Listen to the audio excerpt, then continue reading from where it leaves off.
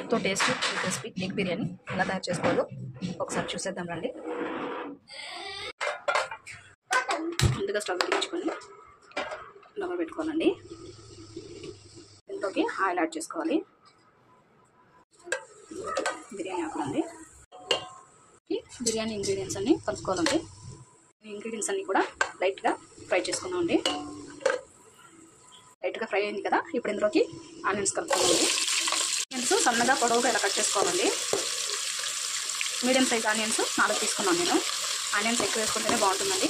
బాగా ఫ్రై చేసుకోవాలి ఆనియన్స్ని. ఆనియన్స్కి సరిపడా ఉప్పు కలుపుకుందండి. ఉప్పు అనేది కూడా అప్పుడప్పుడు యాడ్ చేసుకోవాలండి మనం కొద్దిగా. ఇప్పుడు ఆనియన్స్ మాత్రమే వేసుకున్నామండి నేను ఉప్పు, ఎందుకంటే తొందరగా ఫ్రై అవుతుంది ఆనియన్స్. తర్వాత ఆనియన్స్ కూడా ఉప్పులో ఫ్రై అయితే బాగుంటుందండి, మంచి టేస్ట్ వస్తుంది. చూడండి ఇప్పుడు ఇలా ఉంది కదా, ఇప్పుడు కూడా కాదండి, ఇంకా బాగా ఫ్రై చేసుకుందామండి. ఇంకా బ్రౌనిష్ రావాలి. బ్రౌన్ కలర్లోకి మారింది కదా, ఇప్పుడు ఇలా ఉంది కదండి. ఇప్పుడు అల్లం వెల్లుల్లి పేస్ట్ యాడ్ చేసుకుందామండి.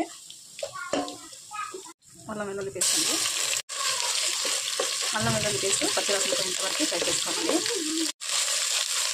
ఆనియన్స్ ఎంత క్రిస్పీగా ఉంది కదండి. ఇప్పుడు ఇందులోకి పచ్చిమిర్చి అండి. పచ్చిమిర్చి ఒక 4 యాడ్ చేసుకున్నాను. ఎంత కలర్ఫుల్గా ఉంది ఆనియన్స్ కూడా. కూడా బాగా ఫ్రై అయిన తర్వాత మగ్గిన తర్వాత టమాటాలు యాడ్ చేసుకున్నామండి. నార్మల్గా వెజిటబుల్ రైస్కైనా బిర్యానీకైనా చేస్తుంటాం కదండి, అన్నిటికీ మనం ఆనియన్స్ని ఇలా ఫ్రై చేసుకుంటేనే మంచిగా ఉంటుందండి, మంచి టేస్ట్ వస్తుంది రైస్. పుదీనా కట్ చేసుకున్నాం, కొత్తిమీరలు సరిపడా అండి, గరం మసాలా 1/2 టీ స్పూన్. తర్వాత బాగా కలుపుకున్నామండి. ఒక టేబుల్ స్పూన్ అండి పెరుగు కూడా యాడ్ చేసుకున్నాము. ఒక 2 మినిట్స్ కుక్ చేసుకుందామండి. ఇప్పుడు 2 మినిట్స్ తర్వాత టేస్ట్ చూద్దామండి. ఓకే, ఇలా ఉంది కదా, ఒకసారి కలుపుకుందాం. చూడండి, 1 కప్పు రైస్కి 2 గ్లాసుల వాటర్ అయితే తీసుకుంటామండి. ఇప్పుడు వాటర్ని బాగా మరగనిద్దాం.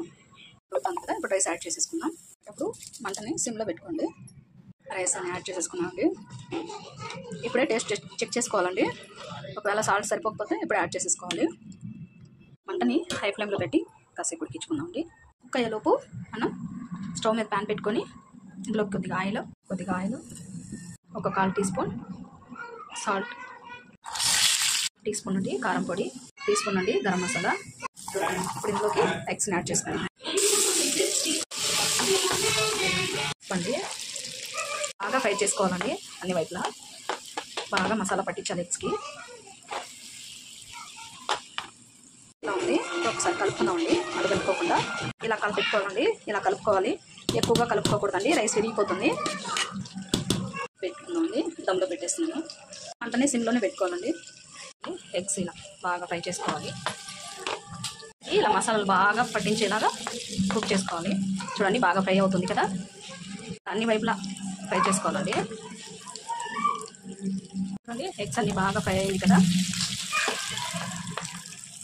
ఇలా చిన్న మంట మీద మాత్రమే ఫ్రై చేసుకోవాలండి. చూడండి పగులుతుంది ఎగ్స్, పెద్ద మంట పెట్టుకోకండి, జాగ్రత్తగా కేర్ఫుల్గా చేసుకోవాలి. చూద్దాం, 90% కుక్ అయిపోయింది కదండి.